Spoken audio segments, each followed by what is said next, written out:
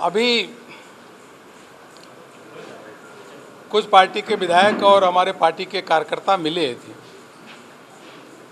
पहली बात तो यह है कि इनको पार्टी के कार्यकर्ता, पार्टी के विधायक को हमने कोई सूचना दे के नहीं बुलाई।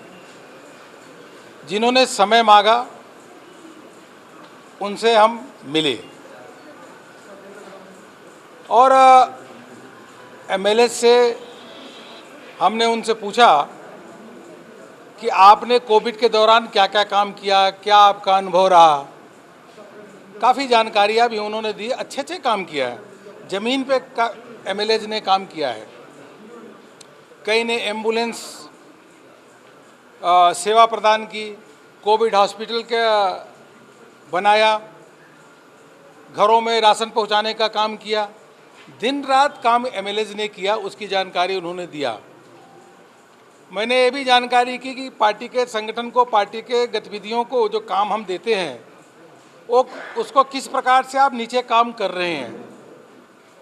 तो उन्होंने सबने बताया कि पार्टी के संगठन को मजबूत करने के लिए जो भी पार्टी काम दे रही है उस काम को हम कर रहे हैं। और आने वाले समय में अंतर्राष्ट्रीय योगा दिवस, डॉक्टर श्यामा प्रसाद मुखर्जी जी के बलिदान दिवस से लेकर जन्म दिवस तक के कार्यक्रम, ट्री प्लांटेशन, वैक्सीनेशन सेंटर पर उनका अधिक से अधिक वह जा भी रहे और ड्राइव को मजबूत भी करेंगे। प्रधानमंत्री जी द्वारा मुफ्त अनाज देने की घोषणा हुई है, उसको भी जा करके देखेंगे कि सही सबको अनाज मिले। उसी के साथ साथ मैंने उनसे यह भी जानकारी प्राप्त की कि आखिर आप लोग जो मोदी सरकार के गरीब कल्याण की योजनाएं हैं, येदियुरप्पा जी के सरकार की योजनाएं, उसको नीचे प्रचार प्रसार किस प्रकार से कर रहे हैं। तो मुझे लगा कि सरकार के काम को और प्रभावी रूप से और अच्छे तरीके से उनको करना चाहिए। लीफलेट के माध्यम से प्रचार प्रसार करें, लोगों से मिल करके और अधिक काम, सरकार के काम को प्रचार प्रसार करना चाहिए। हमने यह भी पूछा कि आपके क्षेत्र में कांग्रेस और जेडीएस की स्थिति क्या है, राजनीतिक जानना जरूरी थी, स्थिति क्या है। सबसे यही प्राप्त हुआ कि कांग्रेस, जैसा मैंने कल बताया, कि ज़मीन पे नहीं है, जेडीएस ज़मीन पे नहीं है, उनका प्रभाव कम है, वह केवल मीडिया के भरोसे अपनी राजनीति करना चाहते हैं, यह भी हमको पता चला। और नीचे लेवल पे उनका झगड़ा भी है। बहुत सारी जानकारी आगे के लिए मैंने उनको रोड मैप भी दिया कि इस प्रकार से आपको काम करना है। सब लोग मिलकर के पार्टी को और आगे मजबूत करेंगे और केंद्र और प्रदेश सरकार के काम को नीचे तक ले जाएंगे। और मंत्रियों से भी उनको मिलने का समय जैसे फिक्स हो गया है, कार्यकर्ताओं को भी जा कर के मार्गदर्शन दे करके वह अपना काम करेंगे। यह सब पूरे व्यापक विचार विमर्श और सभी से डिस्कशन हुआ है। मैं पूरे इतना कह सकता हूं कि पार्टी के जो विधायक हैं और जो कार्यकर्ता हैं जो काम कर रहे हैं, मैं पूरी तरीके से संतुष्ट हूँ। I am happy with the functioning of the party workers and MLAs at the ground level. They are doing wonderful work. Sir, is there any demand from MLA for leadership change? There are three things need to be clarified, sir. एक है, आपके विधायकों ने आपको आके मिले थे, उनके बारे में आप लीडरशिप चेंजिंग की कुछ बात की है।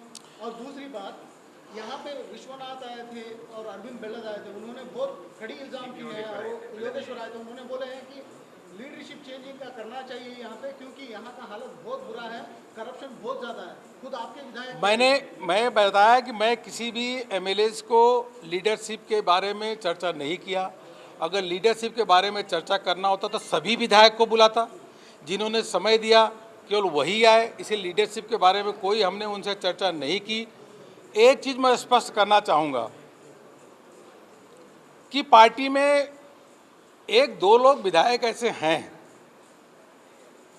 जो लोग लगातार ऐसा काम कर रहे हैं जिससे पार्टी की छवि खराब हो रही है। मैं स्वयं, पार्टी के प्रदेश अध्यक्ष नलिन कुमार जी और पार्टी के संगठन के लोग लगातार उन पे ध्यान दे रहे हैं, उनके स्टेटमेंट पे ध्यान दे रहे हैं, वॉच कर रहे हैं, उनका रिकॉर्ड भी हम इकट्ठा कर रहे हैं। मैं उनसे कहूँगा कि किसी भी प्रकार से उनके वक्तव्य के माध्यम से पार्टी को नुकसान न हो, यह जरूर ध्यान रखें। और हम लोग भी ध्यान दे रहे हैं इसलिए अभी समय है, आप उसको जरूर रूप से आप ध्यान दीजिए। जहाँ तक एक किसी विधायक का विश्वनाथ का बात आया, तो हमारे पार्टी के प्रवक्ताओं ने आकर के बता दिया, क्योंकि वो नए हैं, पार्टी की रीति नीति सिद्धांत जानते नहीं हैं। हमारे लाखों कार्यकर्ता अपने जीवन का त्याग और तपस्या दे करके पार्टी को इस लेवल पे ले गए हैं। उन्होंने दरी बिछाने से लेकर के माइक लगाने का काम, पानी में भीग करके उन्होंने पार्टी को यहाँ खड़ा किया है। और ऐसे नए लोग जब आते हैं, एकाक जो जिन्होंने स्टेटमेंट दिया, उनको यह मालूम ही नहीं है कि पार्टी के कल्चर क्या है, पार्टी का नीति रीति क्या है।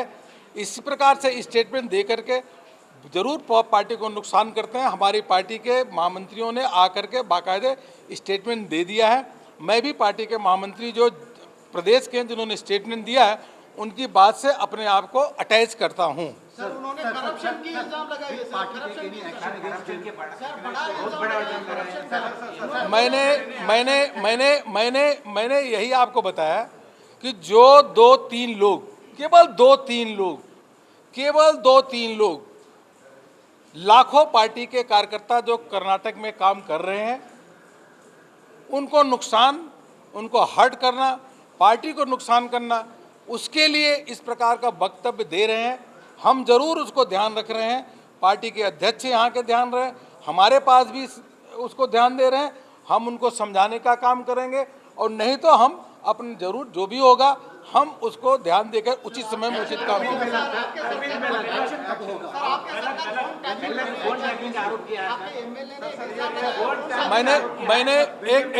एक मिनट मैंने भैया जो बताना था आपको बता दिया। अब जरूरी नहीं है कि हम क्या करेंगे, कैसे करेंगे, मीडिया के समक्ष आके जब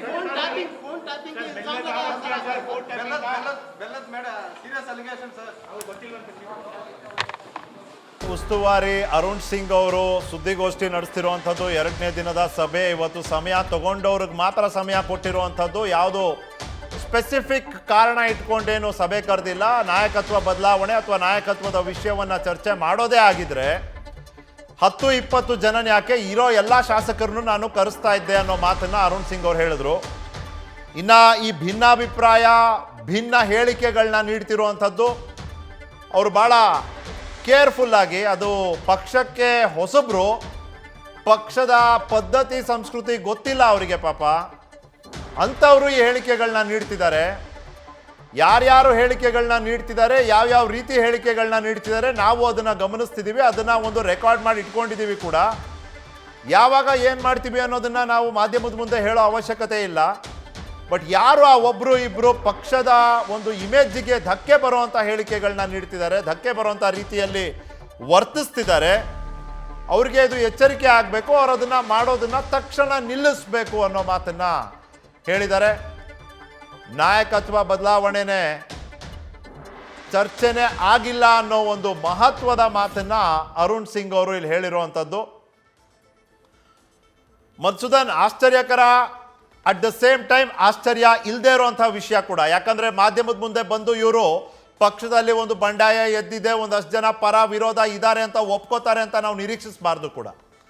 ಅನುಭವಿ ರಾಜಕಾರಣಿಗಳು ಅವರು ಕೋವಿಡ್ ಬಗ್ಗೆ ಮಾತಾಡಕ್ಕೆ ಬಂದಿದ್ವಿ, ಸೇವಾ ಹಿ ಸಂಘಟನೆ, ಯೋಗ ದಿವಸ, ಮರಗಳನ್ನ ನೆಡೋದ್ರ ಬಗ್ಗೆ ಮಾತಾಡ್ತಿದ್ದೀವಿ, ಶಾಸಕರ ಕಾರ್ಯವೈಖರಿ, ಕೆಲಸ ಯಾವ ರೀತಿ ಇತ್ತು ಕೊರೋನಾ ಸಂದರ್ಭದಲ್ಲಿ, ಇದ್ರ ಬಗ್ಗೆ ಮಾತಾಡ್ತಿದ್ದೀವಿ ಅಂತ. ಬಟ್ ಆಗಿದ್ದೇನೋ ಅನ್ನೋ ಇನ್ಸೈಡ್ ಸುದ್ದಿಯ ಮಾಹಿತಿ ಏನಾದರೂ ಇದೆಯಾ ಮಧುಸೂದನ್? ಖಂಡಿತವಾಗ್ಲೂ ನಿಖಿಲ್, ಇವತ್ತು ಆಗಿರುವಂತಹ ಶಾಸಕರ ಜೊತೆಗಿನ ಸಭೆ, ಒಂದಷ್ಟು ಶಾಸಕರು ನೇರವಾಗಿ ನಾಯಕತ್ವ ಬದಲಾವಣೆ ವಿಚಾರಕ್ಕೆ ಸಂಬಂಧಪಟ್ಟಂತೆ ತಮ್ಮದೇ ಆದಂತಹ ಶೈಲಿಯಲ್ಲಿ ಮಾತುಕತೆಯನ್ನ ಆಡಿದ್ದಾರೆ, ಅಭಿಪ್ರಾಯಗಳನ್ನ ತಿಳಿಸಿದ್ದಾರೆ. ಇದನ್ನ ಹೈಕಮಾಂಡ್ ನಾಯಕತ್ವ ತಿಳಿಸಲೇಬೇಕು ಅನ್ನೋ ಕಾರಣಕ್ಕೋಸ್ಕರ ನೇರವಾಗಿ ಅರುಣ್ ಸಿಂಗ್ ಅವರು ಇವತ್ತು ನಾನು ಮಾತನ್ನ ಆಡಿದ್ದು ಯಾವೆಲ್ಲ ವಿಚಾರದ ಬಗ್ಗೆ ಅನ್ನೋದನ್ನ ಮಾಹಿತಿಯನ್ನ ನೇರವಾಗಿ ಮಾಧ್ಯಮದ ಮುಂದೆ ನೀಡಿರೋದು ಸರಿಯಾಗಿದೆ ಅಷ್ಟೇ. ಆದ್ರೆ ನೇರವಾಗಿ ಒಂದಷ್ಟು ವಿಚಾರಗಳು ಈಗ ಹೇಳೋದಾದ್ರೆ, ಎಚ್ ವಿಶ್ವನಾಥ್ ಅವರ ಹೇಳಿಕೆ ಆಗಿರಬಹುದು, ಅರವಿಂದ್ ಬೆಲ್ಲದ್ ಅವರ ಫೋನ್ ಟ್ಯಾಪಿಂಗ್ ವಿಚಾರ ಆಗಿರಬಹುದು, ಈ ವಿಷಯಗಳ ಬಗ್ಗೆ ಕೂಡ ಒಂದಷ್ಟು ಚರ್ಚೆಗಳು ಈಗ ನೇರವಾಗಿ ಆಗಿದೆ. ಈ ಎಲ್ಲಾ ವರದಿಯನ್ನ ತೆಗೆದುಕೊಂಡು ಹೋಗಿ ಹೈಕಮಾಂಡ್ ನಾಯಕರ ಮುಂದೆ ಇಡ್ತಾರೆ.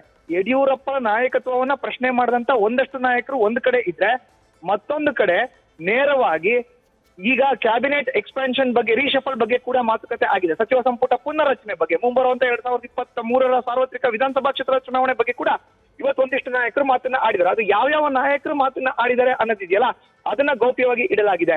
ಇದನ್ನ ಹೊರತುಪಡಿಸಿದ್ರೆ ಅಸಮಾಧಾನಗೊಂಡಿರುವಂತ ಶಾಸಕರು ಅಂದ್ರೆ ಯಡಿಯೂರಪ್ಪರ ವಿರೋಧಿ ಬಣದ ನಾಯಕರು ಇದರಲ್ಲಿ ಯಾರ್ಯಾರು ಅದು ಕೂಡ ಈಗ ಗೊತ್ತಾಗಬೇಕಾಗುತ್ತೆ. ಅವ್ರು ಬಂದು ಏನೆಲ್ಲ ಹೇಳಿಕೆಯನ್ನ ನೀಡಿದ್ದಾರೆ ಅದು ಕುತೂಹಲ ಕೇಳಿಸಿದೆ ನಿಖಿಲ್. ಆದ್ರೆ ಇವತ್ತು ಎಲ್ಲವನ್ನ ಮುಗಿಸಿ ಅಂದ್ರೆ ಶಾಸಕರ ಜೊತೆಗಿನ ಸಭೆಯನ್ನ ಮುಗಿಸಿ ನೇರವಾಗಿ ಹೊರಬಂದು ಮಾಧ್ಯಮಗಳ ಮುಂದೆ ಹೇಳಿದ್ರಲ್ಲ, ಹೇಳಿಕೆಯನ್ನ ನೀಡಿದ್ರಲ್ಲ ಅರುಣ್ ಸಿಂಗ್ ಅವರು, ಅದಷ್ಟೇ ಸತ್ಯ ಅನ್ನೋದನ್ನ ನಂಬಕ್ಕೆ ಆಗೋದಿಲ್ಲ ನಿಖಿಲ್. ಒಳಗಡೆ ಒಳಮರ್ಮ ಏನಿದೆ ಅನ್ನೋದು ಈಗಷ್ಟೇ ತಿಳಿಸಬೇಕಾಗಿದೆ ನಿಖಿಲ್. ಇನ್ನೂ ಮುಗಿಲಿಲ್ಲ ಮಧುಸೂದನ್. ನಿನ್ನೆ ಆಯಿತು ಸಭೆ, ಇವತ್ತು ಸಭೆ, ನಾಳೆನೂ ಒಂದಷ್ಟು ಸಭೆಗಳಿದೆ. ಅದಾದ ನಂತರ ಅರುಣ್ ಸಿಂಗ್ ಅವರು ವಾಪಸ್ ದೆಹಲಿಗೆ ಹೋಗ್ತಾರೆ. ಅಲ್ಲಿ ಹೋಗಾದ್ಮೇಲೆ ಮತ್ತೊಂದು ತಿರುವನ್ನ ಪಡೆಯುತ್ತೆ. ಹಾಗಾಗಿ ಮಧುಸೂದನ್, ನಾಳೆ ಏನೇನು ಇರ್ಬೋದು ಅಥವಾ ಇವತ್ತು ಆಗಿರೋದ್ರ ಪರಿಣಾಮಗಳೇನು? ನೋಡಿ ನಿಖಿಲ್, ಇವಾಗ ಆಗಿರುವಂತ ಸಭೆಯಲ್ಲಿ ಒಂದಿಷ್ಟು ಅನಿಸಿಕೆ ಅಭಿಪ್ರಾಯಗಳನ್ನ ಶಾಸಕರ ಜೊತೆ ಕಲೆಕ್ಟ್ ಮಾಡ್ಕೊಂಡಿದ್ದಾರೆ, ಕ್ರೋಢೀಕರಿಸಿದ್ದಾರೆ. ಇದಿಷ್ಟೇ ಇವತ್ತಾಗಿರುವಂತದ್ದು. ನಾಳೆ ಪಕ್ಷದ ಪ್ರಮುಖರು ಮುಖಂಡರ ಸಭೆ ಕರೆದಿದ್ದಾರೆ. ನಾಳೆ ಸಾಯಂಕಾಲ 6 ಗಂಟೆಗೆ ಮಹತ್ವದ ರಾಜ್ಯ ಕೋರ್ ಕಮಿಟಿ ಸಭೆ. ಈ ಕೋರ್ ಕಮಿಟಿ ಸಭೆಯಲ್ಲಿ ಶಾಸಕರ ಅನಿಸಿಕೆ ಅಭಿಪ್ರಾಯಗಳ ಬಗ್ಗೆ ಇವತ್ತೇನು ಕಲೆಕ್ಟ್ ಮಾಡಿದಾರಲ್ಲ, ಸಂಗ್ರಹ ಮಾಡಿದಾರಲ್ಲ, ಇದ್ರ ಬಗ್ಗೆ ಕೂಡ ಚರ್ಚೆ ಆಗುವಂತದ್ದಿದೆ ನಿಖಿಲ್. ಹೀಗಾಗಿ ನಾಳೆ ಮಹತ್ವದ ದಿನ. ನಾಳೆ ಸಾಯಂಕಾಲ 7 ಗಂಟೆಗೆ ಅರುಣ್ ಸಿಂಗ್ ಅವರು ದೆಹಲಿಗೆ ಹೊರಡ್ತಾ ಇದ್ದಾರೆ. ದೆಹಲಿಗೆ ಹೊರಟ ಬಳಿಕ ಹೈಕಮಾಂಡ್ ನಾಯಕರ ಹತ್ರ ರಾಜ್ಯದಲ್ಲಿ ಆಗ್ತಾ ಇರುವಂತ ಪ್ರತಿಯೊಂದು ವಿದ್ಯಮಾನದ ಬಗ್ಗೆ ಕೂಡ ಚರ್ಚೆಯನ್ನ ಮಾಡ್ತಾರೆ. ಮುಂದಿನ 15-20 ದಿನಗಳಲ್ಲಿ ರಾಜ್ಯದ ಸಂಪೂರ್ಣ ಚಿತ್ರಣ ಏನಾಗಬೇಕು, ಮುಂಬರುವಂತ ಸಾರ್ವತ್ರಿಕ ಚುನಾವಣೆಯನ್ನು ಎದುರಿಸಲಿಕ್ಕೆ ರಾಜ್ಯದಲ್ಲಿ ನಾಯಕತ್ವ ಬದಲಾವಣೆ ಆಗಿರಬಹುದು, ಅಥವಾ ಸಚಿವ ಸಂಪುಟ ಪುನರ್ರಚನೆ ಆಗಿರಬಹುದು, ಅಥವಾ ಒಂದಷ್ಟು ನಾಯಕರಿಗೆ ಮಹತ್ವವಾದಂತ ಜವಾಬ್ದಾರಿನ ನೀಡೋದಾಗಿರಬಹುದು. ಈ ಎಲ್ಲಾ ವಿಚಾರಕ್ಕೆ ಸಂಬಂಧಪಟ್ಟಂತೆ ಹೈಕಮಾಂಡ್ ನಾಯಕರು ಯಾವೆಲ್ಲ ಒಂದು ನಿರ್ದೇಶನವನ್ನ ನೀಡ್ತಾರೋ ಅದನ್ನ ರಾಜ್ಯದಲ್ಲಿ ಇಂಪ್ಲಿಮೆಂಟ್ ಮಾಡ್ತಾರೆ. ಈಗ ಇದು ಕೇವಲ ಮಾಹಿತಿ ಸಂಗ್ರಹಣೆ ಅಷ್ಟೇ. ಈಗ ರಾಜ್ಯದಲ್ಲಿ ನಾಯಕತ್ವ ಬದಲಾವಣೆ ಆಗಲ್ಲ. ಮುಂದಿನ ತಿಂಗಳಿಗೆ ರಾಜ್ಯದಲ್ಲಿ ಸರ್ಕಾರ ಅಧಿಕಾರಕ್ಕೆ ಬಂದು, ಬಿಜೆಪಿ ಅಧಿಕಾರಕ್ಕೆ ಬಂದು ಸರ್ಕಾರವನ್ನು ರಚನೆ ಮಾಡಿ 2 ವರ್ಷ ಪೂರೈಸುತ್ತೆ. ಈ ಒಂದು ಸಂದರ್ಭದಲ್ಲಿ ಒಂದಿಷ್ಟು ಮಹತ್ವವಾದಂತಹ ಬೆಳವಣಿಗೆಗಳನ್ನ ಮಾಡಲೇಬೇಕಾಗುತ್ತೆ. ಮುಂಬರುವಂತ 2023 ಚುನಾವಣೆ ಎದುರಿಸಲಿಕ್ಕೆ ಮತ್ತೆ ಸರ್ಕಾರವನ್ನು ರಚನೆ ಮಾಡ್ಲಿಕ್ಕೆ ಜನರ ಹತ್ರ ಹೋಗ್ಲೇಬೇಕಾಗುತ್ತೆ. ಮಧುಸೂದನ್, ಇನ್ನೊಂದು ನಾವು ಗಮನಿಸಬೇಕಾಗಿರೋ ವಿಷಯ, ಇವತ್ತು 20-25-30 ಜನ ಮೀಟ್ ಏನ್ ಮಾಡಿದ್ದಾರೆ ಅರುಣ್ ಸಿಂಗ್ ಅವ್ರನ್ನ. ಈ ಒಂದು ಗುಂಪಿನ ಪಟ್ಟಿಯನ್ನ ನಾವು ಗಮನಿಸಿದ್ರೆ ಇದು ಒಂದು ವಿಶೇಷವಾದ ಮಿಶ್ರಣ ಅನ್ನೋ ರೀತಿನಲ್ಲಿ ಕಂಡು ಬರುತ್ತೆ. ಇಲ್ಲಿ ಕುಲ್ಲ ಯಡಿಯೂರಪ್ಪ ಅವ್ರ ವಿರುದ್ಧ ಪರೋಕ್ಷವಾಗಿ ಅವರ ವಿರುದ್ಧ ಹೇಳಿಕೆ ನೀಡ್ತಿದ್ದಂಥವರು ಇದ್ದಾರೆ. ಕಟ್ಟ ಯಡಿಯೂರಪ್ಪ ಬೆಂಬಲಿಗರು ಅಂತ ಯಾರು ಗುರುತಿಸ್ಕೊಂಡಿದ್ದಾರೆ ಅಂಥವರು ಇದ್ದಾರೆ. ಸೊ ಈ ವಿಶೇಷ ಮಿಶ್ರಣ, ಇದರಲ್ಲಿ ಅಭಿಪ್ರಾಯ ಸಂಗ್ರಹ ಇದೇ ಬಹಳ ಕುತೂಹಲಕಾರಿ ಅಂತ. ಖಂಡಿತವಾಗ್ಲೂ ನಿಖಿಲ್, 3 ಬಣಗಳಿದೆ ಇಲ್ಲಿ. ಒಂದು ಯಡಿಯೂರಪ್ಪರ ಪರ ಬಣ, ನೀವು ಈಗಾಗಲೇ ಹೇಳ್ದಂಗೆ. ಇನ್ನೊಂದು ಯಡಿಯೂರಪ್ಪರ ವಿರೋಧಿ ಬಣ, ನೀವು ಈಗಾಗಲೇ ಹೇಳ್ದಂಗೆ. ಇನ್ನೊಂದು ತಟಸ್ಥ, ಅಂದ್ರೆ ಇವ್ರು ಏನಂತ ಮಾಡ್ಕೊಂಡಿದ್ದಾರೆ, ತಟಸ್ಥ ನೀತಿನ ಅನುಸರಣೆ ಮಾಡ್ತಿರೋಂಥವ್ರು ಸಮಾನ ಮನಸ್ಕರು ಅಂತ ಮಾಡ್ಕೊಂಡಿದ್ದಾರೆ. ಉದಾಹರಣೆಗೆ ಒಂದು ಹೆಸರು ಹೇಳ್ತೀನಿ. ಬೆಳಗಾವಿ ದಕ್ಷಿಣ ವಿಧಾನಸಭಾ ಕ್ಷೇತ್ರದ ಶಾಸಕ ಅಭಯ್ ಪಾಟೀಲ್ರು ಸಮಾನ ಮನಸ್ಕರ ಗುಂಪಿನಲ್ಲಿ ಗುರುತಿಸ್ಕೊಂಡಿದ್ದಾರೆ. ಅಂದ್ರೆ ಪಕ್ಷ ಯಾವ ರೀತಿ ಹೇಳುತ್ತೋ ಆ ರೀತಿ ನಾನು ನಡ್ಕೊಳ್ತೀನಿ. ಪಕ್ಷದ ಸಿದ್ಧಾಂತಕ್ಕೆ ನಾನು ಬದ್ಧ. ಪ್ರಧಾನಿ ನರೇಂದ್ರ ಮೋದಿ, ಕೇಂದ್ರ ಗೃಹ ಸಚಿವ ಅಮಿತ್ ಶಾ, ಬಿಜೆಪಿ ರಾಷ್ಟ್ರೀಯ ಅಧ್ಯಕ್ಷ JP ನಡ್ಡಾ, ಇವರು ಪಕ್ಷ ಇವ್ರು ಹೆಂಗ್ ಹೇಳ್ತಾರೋ ಆ ರೀತಿ ನಾನು ನಡ್ಕೊಳ್ತೀನಿ. ರಾಜ್ಯದಲ್ಲಿ ನಳಿನ್ ಕುಮಾರ್ ಕಟೀಲ್ ರಾಜ್ಯಾಧ್ಯಕ್ಷರು, ಅವರ ಮಾತನ್ನ ನಾನು ಮೀರಲ್ಲ ಅನ್ನೋ ಒಂದಿಷ್ಟು ಶಾಸಕರು ಕೂಡ ಈಗ ಪಟ್ಟಿಯಲ್ಲಿ ಇದ್ದಾರೆ. ಈಗ 120, 119, 120 ಸಂಖ್ಯೆ ಭಾರತೀಯ ಜನತಾ ಪಕ್ಷದಲ್ಲಿ ಏನ್ ಇದೆಯಲ್ಲ ಶಾಸಕರದು, ಅವರು. ಅಂದ್ರೆ ಇಲ್ಲಿ 3 ಬಣ. MP ರೇಣುಕಾಚಾರ್ಯ ಅವರು ನೇರವಾಗಿ ಯಡಿಯೂರಪ್ಪರ ಪರನೇ ಬ್ಯಾಟಿಂಗ್ ಮಾಡ್ತಾರೆ, ಸಹಿ ಸಂಗ್ರಹ ಮಾಡ್ತಾರೆ. ಇವತ್ತು ಸಹಿ ಸಂಗ್ರಹ ವಿಚಾರ ಚರ್ಚೆನೇ ಆಗಿಲ್ಲ. ಸಹಿ ಸಂಗ್ರಹ ಮಾಡಬಾರ್ದು ಅಂತ ಹೇಳಿದ್ದಾರೆ. ಮತ್ತೊಂದ್ ಕಡೆ ಅವರ ವಿರೋಧಿ ಬಣ, ಉದಾಹರಣೆಗೆ ಬಸನಗೌಡ ಪಾಟೀಲ್ ಎತ್ತಾಳ್ ಅಪಾಯಿಂಟ್ಮೆಂಟ್ ಕೊಟ್ಟಿದ್ದನ್ನು ಕ್ಯಾನ್ಸಲ್ ಮಾಡಿದ್ರು. ಅರವಿಂದ್ ಬೆಲ್ಲದ್ ತನ್ನ ಫೋನ್ ಕದ್ದಾಲಿಕೆ ಆಗ್ತಾ ಇದೆ ಅನ್ನೋ ರೀಸನ್ ಕೊಟ್ಟು ಇವತ್ತು ಅವರೇ ಅರುಣ್ ಸಿಂಗ್ರನ್ನ ಭೇಟಿ ಮಾಡೋದನ್ನ ಕ್ಯಾನ್ಸಲ್ ಮಾಡ್ಕೊಂಡ್ರು. ಈ CP ಯೋಗೇಶ್ವರ್ ಬಂದ್ರು. ಆದ್ರೆ ನಾನ್ ಏನನ್ನ ಹೇಳ್ಬೇಕಾಗಿತ್ತೋ ಅದನ್ನೆಲ್ಲ ಹೇಳಿದೀನಿ, ಮಾಧ್ಯಮದ ಮುಂದೆ ಹೇಳುವಂತ ಅವಶ್ಯಕತೆ ಇಲ್ಲ ಅಂತ ಹೇಳ್ಬಿಟ್ರು. ಹೀಗೆ 3 ಬಣ ಇದೆ ನಿಖಿಲ್, ನೀವು ಈಗಾಗಲೇ ಹೇಳಿದ. ಆದ್ರೆ ಇದರಲ್ಲಿ ಯಾರು ಯಾವ್ಯಾವ ವಿಚಾರವನ್ನ ನೇರವಾಗಿ ಅರುಣ್ ಸಿಂಗ್ ಮುಂದೆ ಉಲ್ಲೇಖ ಮಾಡಿದ್ರೆ ಅದನ್ನ ಮಾತ್ರ ಗೌಪ್ಯವಾಗಿ ಮಧುಸೂದನ್, ಕೊನೆಯದಾಗಿ ಈಗ ಪಕ್ಷಕ್ಕೆ ಡ್ಯಾಮೇಜ್ ಆಗುವಂತ ಹೇಳಿಕೆ ನೀಡ್ತಿರೋರು ಹೊಸಬ್ರು ಅನ್ನೋ ಒಂದು ಬಹಳ ಕೇರ್ಫುಲ್ ಹೇಳಿಕೆಯನ್ನ ಅರುಣ್ ಸಿಂಗ್ ಅವ್ರು ನೀಡ್ತಾರೆ. ಇವ್ರು ಯತ್ನಾಳವ್ರೇನು ಹೊಸಬ್ರಲ್ವಲ್ಲ, ಬೆಲ್ಲದವ್ರೇನು ಹೊಸಬ್ರಲ್ವಲ್ಲ, ಬರೀ ಹೆಚ್ಚು ವಿಶ್ವನಾಥನ ಮಾತ್ರ ಗಮನದಲ್ಲಿಟ್ಕೊಂಡು ಈ ಒಂದು ಪ್ರತಿಕ್ರಿಯೆ ನೀಡಿರೋ ಹಾಗೆ ನಮಗ್ ಕಂಡು ಬರ್ತಿದೆ.